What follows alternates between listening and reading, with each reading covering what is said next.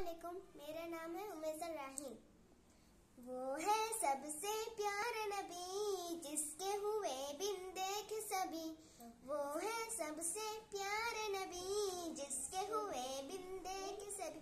जब हुस्न था उनका जलवनुमा अनवार का आलम क्या होगा। हर कोई फिदा बिन देखे है दीदार का आलम क्या होगा।